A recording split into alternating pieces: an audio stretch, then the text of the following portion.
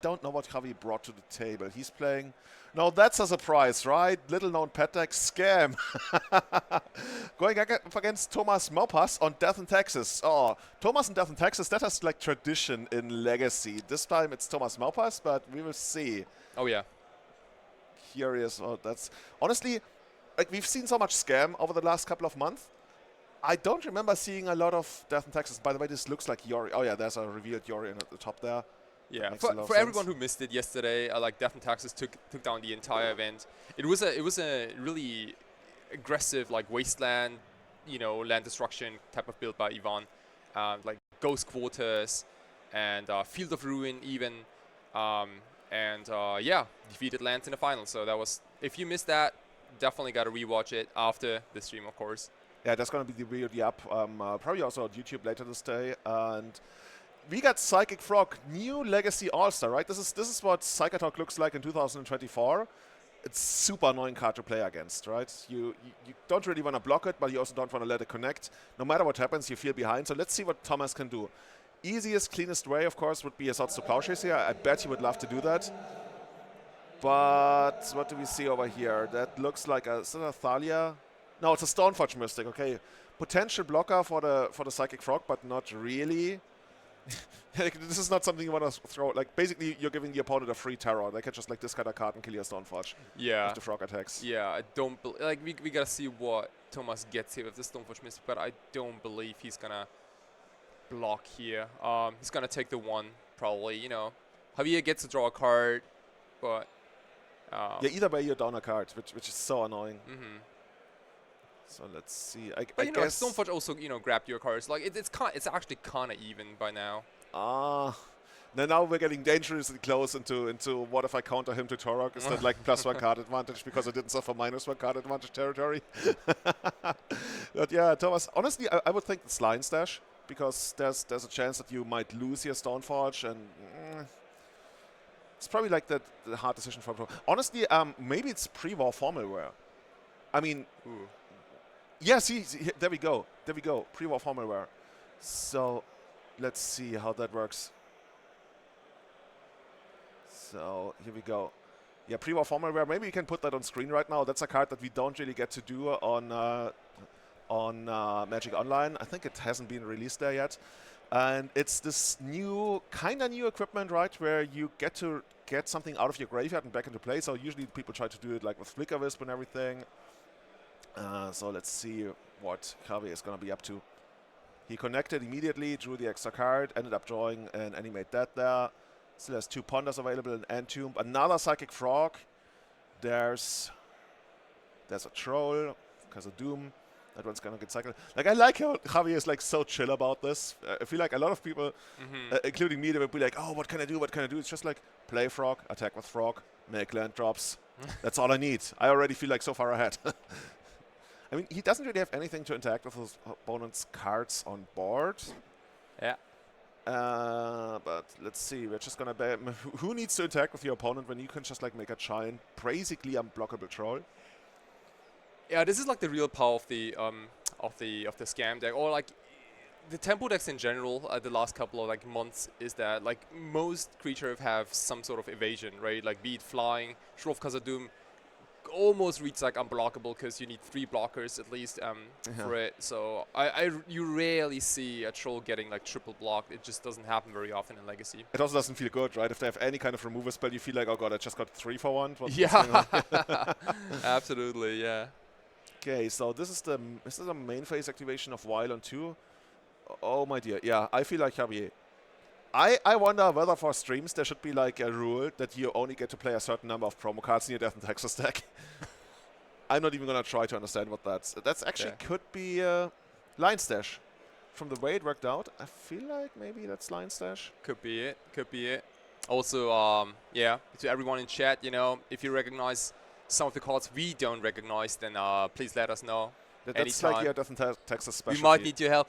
Like so many Magic cards got so many reprints. I think a lot of them look really, really cool. It's just so many though. I don't think I think 80% of reprints look trash. Oh yeah. I'm just such an original art guy. Like, I would sometimes even consider playing new frame over old frame just so I can get the original art. Gotcha. Yeah. That's actually a really hard decision for me to make, but that looks line stashy. Yeah. We removed our permanent from the graveyard. Got the counter on there. See, we figured it out. And now there's the Ponder on Javier's side. So what is Thomas trying to do here? He's trying to stabilize. He needs to find a removal spell for the troll. Right. Excuse me. Stoneforge Mystic is active though. Like yeah, it's tough. Like I guess Lauren of the Third Path, can be found with Recruit of the Guard that can blow up the Animate Dead, for example, and get rid of the troll that way. There are also like the full playset of Swords of Plowshares, Solitude is in the deck. So Tomas has definitely the outs. There's Cheetah in hand, by the way. I haven't seen Cheetah active in Legacy in like, I want to say 20 years or something. Oh, yeah. Yeah. Didn't you equip Cheetah to Gaia's Cradle once? Yes, I did. I did. That's how you do it, man. Gaia's Cradle grew up in a world where like lands couldn't carry equipment. I think that's how we met, yeah. The other day my Cheetah ran into you and it was like sitting on top of a Gaia's Cradle. Javier is holding a Fatal Push now, so a little bit more action to try and attack with Thomas. Of course, he knows that Thomas has the pre-war Formalware, which right now doesn't really produce any kind of value, right? But so I think the medium to long game plan for Thomas is really just like maybe even get Wild to 5 and use Yorion for like really good card advantage and then like overcome Javier that way. But Javier right now is just like, yeah, I'm gonna send this guy to the air, crash in for, that would be 6 damage, please, down to 12, draw an extra card. Nothing fancy yet. I like it. I kind of like it. It's just like frog, troll, attack. What are we doing here? Oh, is he considering discarding a bunch of cards to deal more damage? No. Like it is really aggressive. But yeah, maybe he thinks that he's not winning the long game, even though he has a bunch of cards in a good position. But like Thomas is showing that like once Wild goes to 3, it can get really annoying very quickly. Oh yeah. I think at least the Archon, right? The Archon is like a pretty free discard unless you want to like put it back for or use it for grief or something. Okay. Just getting rid of the Entomb. Maybe of the Archon as well. He's like, do you have Swords of Plowshares or do you not have Swords of Plowshares? He's trying to figure out whether there was like a good window for Thomas to use Swords of Plowshares earlier in the game. Dude, I like this type of Magic a lot. It's gambling, obviously. Like if Thomas has the blowout Swords of Plowshares, it would completely warp the game. But like these like incremental advantages, right? Like the Entomb, like maybe that 1 point of damage ends up mattering. Thomas on 11 life now. Like the troll attacks for 5 each turn. So I think you wanted maybe to bring Thomas down to 10 life to have him on a 2-turn clock, but it's tough. Like you got to be really good at combat to figure out what's best for you. And there comes the Cheetah. That card feels so out of place in today's Legacy, but I mean it's still goodish. But these are the kinds of cards you probably only see like an 80-card Yorion, an 80-card Death and Taxes. Oh, Thomas kept the Vial on 2. That's interesting. I thought he's gonna tick it up on to 3. He picked up a Swords of Plowshares though, so that's gonna help him out a lot. Okay. But yeah, you're right. Like, why would you keep it on 2? There's probably like some. Like my immediate thought would be like a second Stoneforge Mystic, and I think he actually has that one. I saw it in his hand, but he pulled another card up that he wants to use. I think I spotted like a White Orchid Phantom. Yeah. We saw that fella yesterday. It did a crazy amount of works yesterday. A 2-mana 2/2, flying first strike when it ETBs. You basically get the Ghost Quad or something, like Field of Ruins, something maybe. It's interesting. Javi heads up play. He responds to the Vial activation. He knows there could be a Thalia, and then like, do I actually get to use all of my mana? It's like, I'd rather do this right now. Yeah. So, because Thalia would be a thing you put into play on the main phase here. Oh, yeah. Still thinking. Like, okay, now you're completely tapped out. What am I going to... Like, he could put in... Honestly, he could put in the second Stoneforge, then activate the first Stoneforge, and put in Caldra Complete. Ooh, I wouldn't hate it, honestly. That's cool. Yeah, that's really cool. But then again, he's down to 11, and he's basically dead next turn because of Javier is willing to like invest everything into the frog. Like even if you get card complete, it's like whatever. So it's dicey. Maybe that's what Thomas is thinking about. It's not that clear what you're supposed to do here. Like there's even a world where you, I guess, equip Chitte and attack with Chitte, but I don't really see that happening. Okay, so we have it. White Arcade Phantom. 2-mana 2/2. It's one of the new cards from the Modern Horizon 3.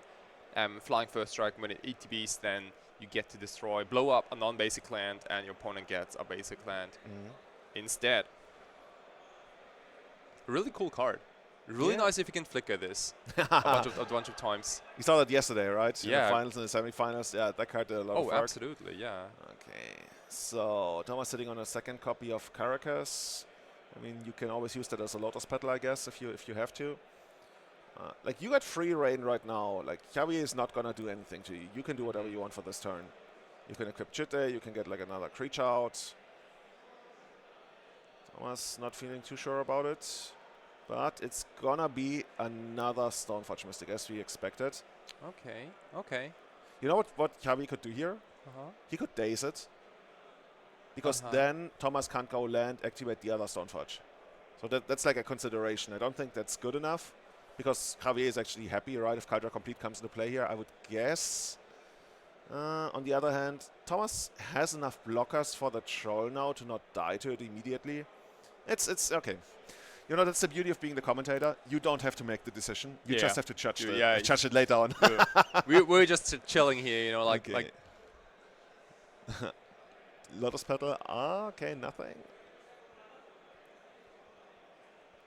Here we go. Javier is sitting on a daze. Thomas also has Swords of Plowshares available, right? Maybe that's some kind of play that he can make, just like Swords of Plowshares a frog if it gets sent to the air, and then take another 6 from the troll and then completely stabilize. There's a Grief in Javier's hand. Grief would be interesting because that kind of forces Thomas to either activate the Stoneforge or use the Swords of Plowshares. Yeah, I like it. It's like, no, wait. Is this really what I'm going to do? The commentators liked it, so it can't be that good. No, okay, let's do it. Okay, Thomas, decision back to you. Do you use Swords of Plowshares here? I think you have to. It's like, let them take your Kaldra Complete. You can stabilize in another way, maybe. On the other hand, Swords, of course, can get Force of World, whereas activating Stoneforge only runs into Stifle, which is probably not here. Yeah. Yeah. Okay, we're playing around Force of World. I like it. Okay.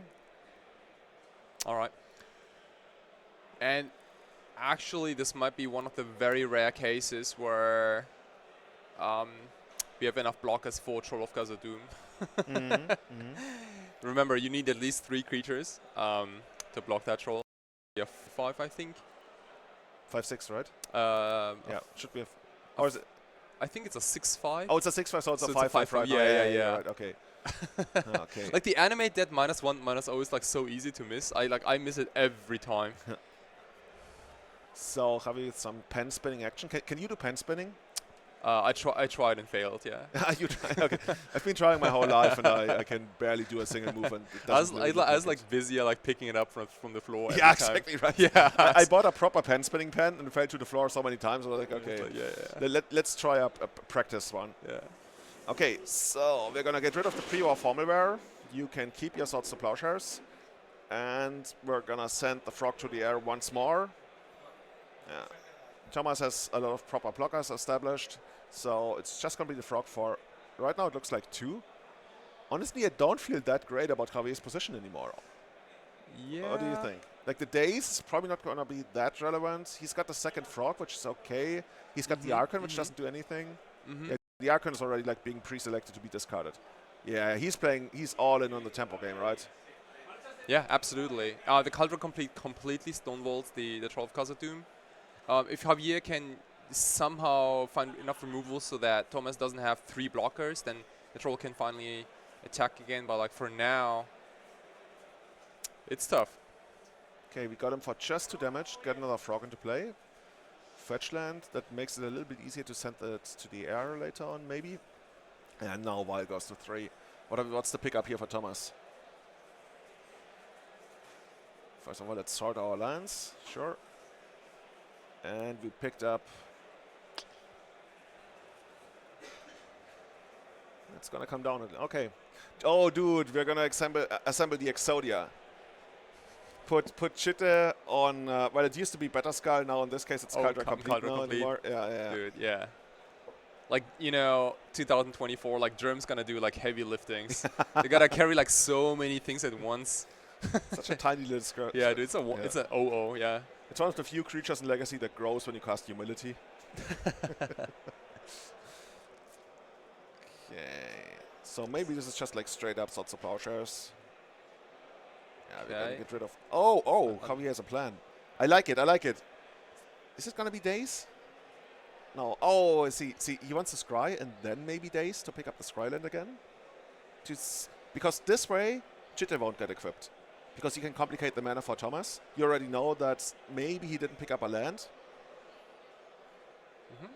And that's the only other card that we don't know about.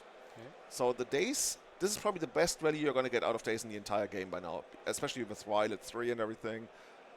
This is by far, like if you can delay a Chitte equip with the Days, you're super happy at this point in the game.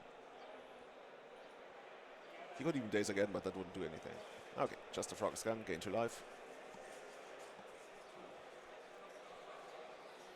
And it looks like he actually kept the card on top, right? No, he bottomed the Troll of Khazad-dûm. Oh, yeah, that's in the graveyard there. Yeah, sure. So he doesn't know what he's gonna pick up here. Looks like he picked up another. An Archon of Emeria? Oh, Archon of our Cruelty. He already had that one. I think he picked up a basic island. Oh yeah. Okay, got a little bit of a surveil action. Man, I gotta tell you, like those surveil lands, I didn't think that they would be so popular in Red Legacy.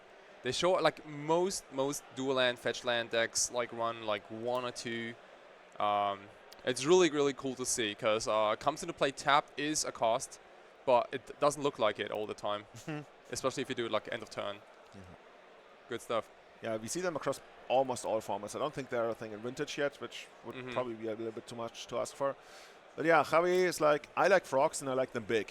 So he's going to make the biggest frog he can. Attack for 3 there. And at...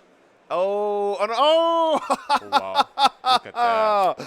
No, that's a big one. Okay, we're going to get the Archon. Thomas down to 3. Literally dead on the next attack. So Thomas needs to come up with either a solution for, well, usually probably the frog as well as the Archon. Or at least gain some life. So there's the Chitte, so maybe we can do something about that.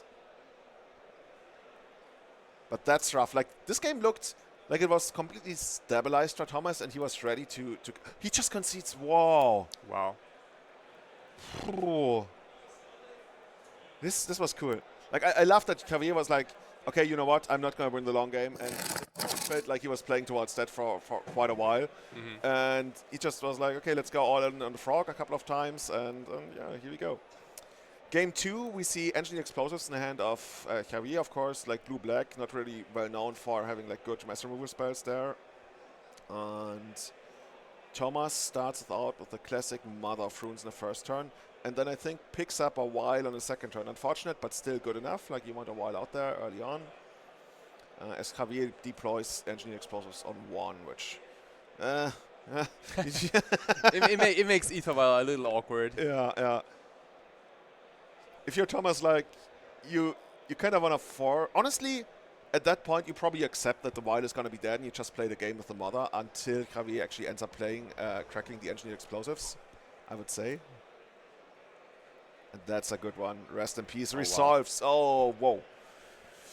There's not too many ways you can get rid of that Rest in Peace. Yeah, we already saw Engineered Explosives, like if there's a second copy, and then there's usually like 1 or 2 copies of Brazen Borrower.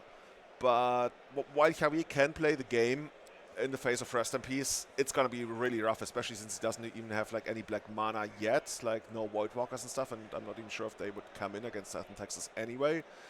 Maybe it's just going to be another frog game. Just like play frog, pump frog, win with frog. Yeah. Oh, Mother of Runes got in for the attack, by the way. Did you notice? Oh, see. Against the Bowmaster deck? No, that's ambitious. It's like, you know what? I don't respect you. If you got the bolts, you got the bolts. You rarely see this though, like Mother of Runes in the combat zone here.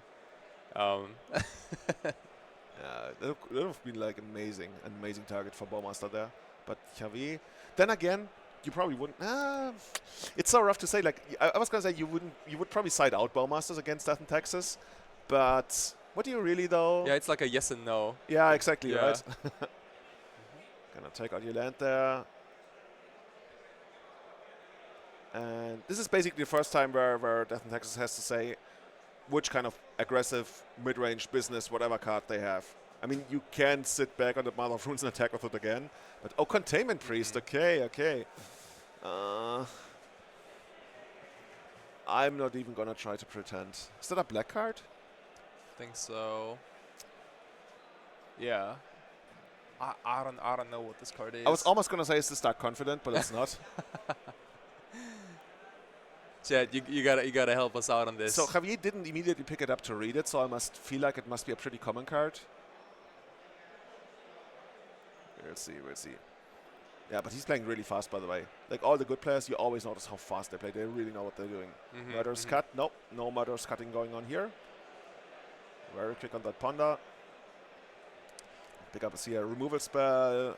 We already have one of those. We see an Archon of Emeria, an Archon of Cruelty, which is probably going to sit there.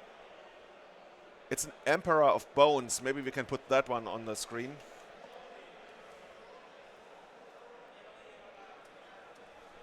Okay, I got it here. Okay, so it's 2/2 for 2 mana. At the beginning of combat on your turn, exile up to 1 target card from a graveyard. For 2 mana, it adapts 2. Whenever 1 or more +1/+1 counters are put on Emperor of Bones, put a creature card exiled with Emperor of Bones onto the battlefield under your control with a finality counter. It gains haste. Okay. Dude, these cards do too much. Like, can we go back to, like, I don't know, Crawworm, like Trample? That's good enough for me. Decklists, we're not going to have decklists during the Swiss. We might have decklists in the top 8, but we do not show decklists during the Swiss here. But if Javier goes deep enough, you will surely be able to see it at some point. So Emperor of Bones is a little like that card and Rest in Peace don't go too well together because Emperor like exiles stuff, you know, and you get stuff back from the graveyard to the battlefield. Rest in Peace obviously nukes all the graveyards here. So for the time being, it is quote unquote just a 4/4 now with the 2 counters in it. I can live with that, I would say. Yeah. Did he actually crack up the engineering? Yeah, he cracked the engineering explosives. He's like, okay, let's get rid of your mother, let's get rid of the Emperor of Bones, and let's kind of restart the game, but we still don't have graveyards. So, yeah, no. As expected, Etherwild comes down. Thomas not wasting, by the way, right? Yeah. Let's remember, like, there's still the Yorion. Like, Yorion might be the reason not to use the wasteland there? I think so, yeah. Like, oh, this is awkward, by the way. We have Weil and Containment Tree. yeah. So, like, there's a lot of graveyard hate in Thomas' deck. Like, the Containment Priest a little awkward again with the Ether Vial, I think. But yeah, Javier needs to find a way to like to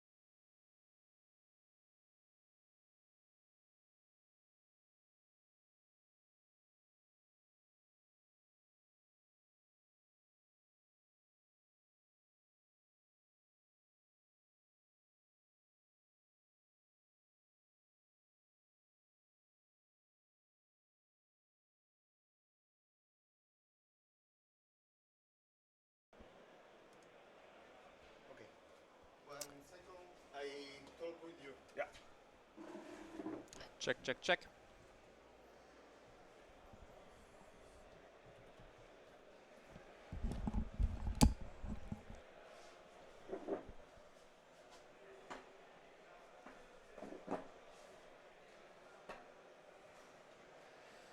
Okay, hey, we are back, everybody. Yo, what's up, everyone? We had to reboot our voices to bring them back to you. So as we saw, Javier was trying to still take the game with Archon of Cruelty in the second game, but Thomas had, you said, like was like a timely surgical extraction? Oh yeah, take it absolutely. out? Yeah, surgical extraction sealed the deal. And yeah, like it's tough to win the fair fight against Death and Taxes, right? Like the recipes clearly showed us, like if frogs can still try to battle versus those white creatures, but man, like Ether Vial on 3, the Yorion value chain, that's a lot to fight through. Oh, and Path to Exile, Rebecca Gray one. That's one of the few promos that I can respect. I don't know why it is. That's one of the few promos. Good. I wish it didn't have that FNM symbol in the text box. I believe it might have that one, but the artwork, you just like Rebecca, right? Yeah, I mean nobody hates her, right? Except for that unglued card, like Persecute Art. Make them like this or something like that. I don't remember. There's like a special Rebecca Gray card in one of the unsets. But we got Grief coming down, being taken out by Path to Exile and Response, and Javier is still figuring out whether he wants to fight over the Path, I believe. No, just a Brainstorm and Response and get that land. Oh yeah, so he's using the Path as a shuffle effect, right? So he's using Path as the shuffle effect for the Brainstorm. Heads up play there. Don't always need a fetch land for that. And get that sweet card advantage. Oh, that's actually like pretty insane card advantage when you think about it, right? When you pitch something to Grief and then the opponent Path to Exiles it, that's even, but then you go up on the extra land. I like that quite a bit. So we got Recruit of the Gods, Solitude. It's a little hard to see, but I think a bunch that's of also shiny cards. I think that's also like Thalia, Guardian of Thraben, the top card. And pre-war Formalware. I think, yeah. That's pre-war. Oh, 2 Solitudes. Ooh. Okay, we're going to get rid of the Thalia. Those 2 Solitudes in the long run, they're just like removal spells, right? Until you get to 5 mana or something. So let's see how that's going to work. Yeah, this hand is solid. I think the only thing that Thomas is missing here is Graveyard Hate, I think. So like an end of turn, like Entomb into Animate that might be fatal. Don't want to see that. Pre-war Formalware coming down, giving Thomas most likely the Thalia that we see in the graveyard over there. Javier responding with the Entomb. To get, I would guess, Archon of Cruelty, dude. That's such an all-star. Like, because they didn't make it legendary, it just got so much better. Yeah. Why didn't they make it legendary? I mean, there's not too much legendary about it. Okay, 3 mana. Yeah, let's get the Archon back and let's take out most likely a Thalia unless you get something on that while. I mean, the Archon is gonna be solituded, but it's another great trade for Javier. So he's like whittling down the cards in hand for Thomas. Thomas is gonna be stranded with a single card at some point. Okay, Thalia's gone. Pre-war Formalware still hanging around. Oh, and we do that. Oh, this is really interesting. I thought that Thomas would go for Solitude in response to the trigger, because Thalia was still in the field, and there's like no way Javier can cast a Force of Will or a Daze to protect his Archon in response. That didn't happen though. I think he might actually have a Force of Will in hand, but no blue card. Or maybe he's just like saying, okay, we let this happen because I already know you have a second Solitude. Let's see. I mean, Thomas has some resources to work with, but he needs some business now. Main phase Brainstorm. Javier try and come up with something. Picks up a Ponder. That looks like another Reanimate, which unfortunately doesn't help him on the Archon, but he could still reanimate a Grief if you wanted to.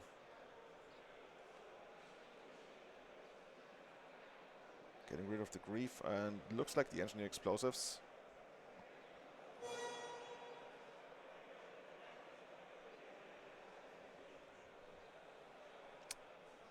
Okay, and because we got a couple of questions about this equipment, the pre-war Formalware 3 mana artifact equipment from the Fallout set. When it enters the battlefield, return target creature card with mana value 3 or less from your graveyard to the battlefield and attach pre-war Formalware to it.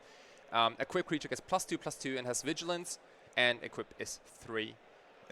This is like a really unusual equipment because this is really not about equipping the creature. Like +2/+2 in vigilance is fine, but it's all about the ETB effect where you get a creature back from the graveyard. And Death and Tax is like the deck is like full of creatures with mana value 3 It's or about less. that combo value chain, right? Where you get the Flicker Wisp, then flickers out pre-war Formalware, then it comes back, grabs something else. Oh yeah. You can gain like insane amount of value from that. But so Javier's like, you dealt with my Archon. What about my big demon? So he gets Drizzle Daddy out there on a reanimate, draws 7 cards in response to the second Solitude, which is still on the stack.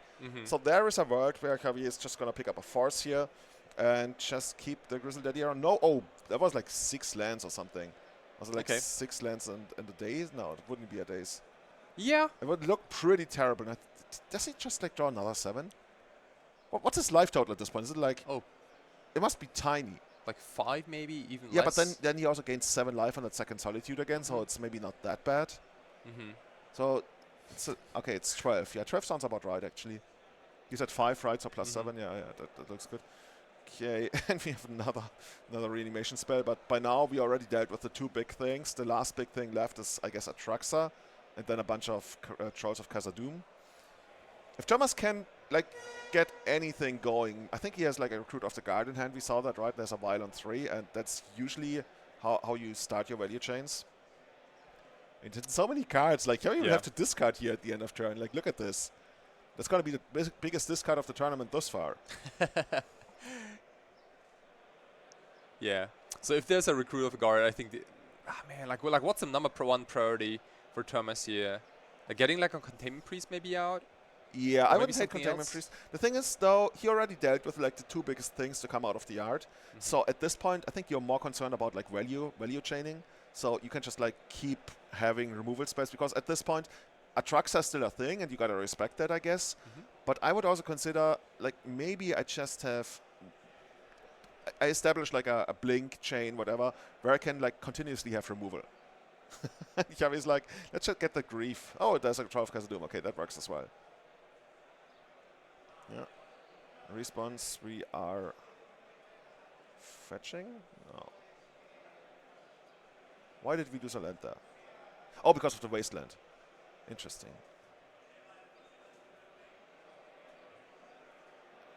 Okay. Crack that, get that basic. Is that a basic planes? Looks weird, right? But it's probably gonna be it.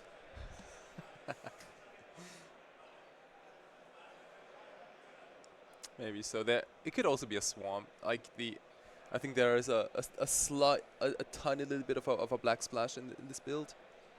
Okay. Ooh, and Thomas having to play from the top against the frog. That's not where you wanna be. Okay, that's a good start. You'll still take a giant hit by the frog. Honestly, when you think about it, Javier just had to discard your hand size, so he's sitting on 7 amazing cards. This is probably the best 7 out of the top 20 cards of his entire deck or something. That's going to be rough. Playing on a single card in hand. Line Stash, okay. We get the pre-war Formalware. That doesn't really do anything in here. Yeah, I think like this game is almost locked up for Javier. Yeah. Still like the Line Stash.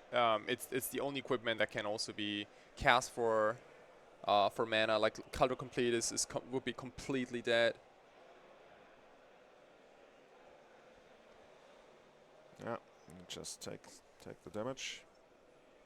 Not too much we can do about this. Oh man, Psychic Frog, like what were they thinking? It's kind of funny, like we complain about how they make everything 1/1, so it dies to Bowmasters, and now this card happens to be 1/2, so it doesn't die to Bowmasters, and we are still not happy. It's just like, this card is so good. Do you think people would have played this over Psychotalk? For sure, right? I think so. Even just the 2 mana, yeah, I think the people would have totally played this over Psychotalk. Yeah. And like here, see, like the play speed of Javier is insanely fast. He knows exactly what to do here. Like it's all about like, you know, short the clock by as much as possible. Thomas has limited outs, I think, to the situation. Like even if he top decks a removal spell, like what do you remove, right? Yeah. It's just like unique card advantage. Otherwise, you're always going to be behind. And we talked about this very early in the game. when Javier was like actually seeing Thomas' hand on a grief, I believe, and he saw like, oh, you have all these like 2-for-1s for me, like the solitudes and stuff. I'm just gonna like do stuff and like just get rid of your hands. And at that point, we arrived where we ended up being like Javier grip full of cards against Thomas top decking and just not getting there. So Javier Dominguez, Magic World Champion, now in this 9-round tournament on Blue-Black Scam, probably the most popular deck in the room right now, right? Think so.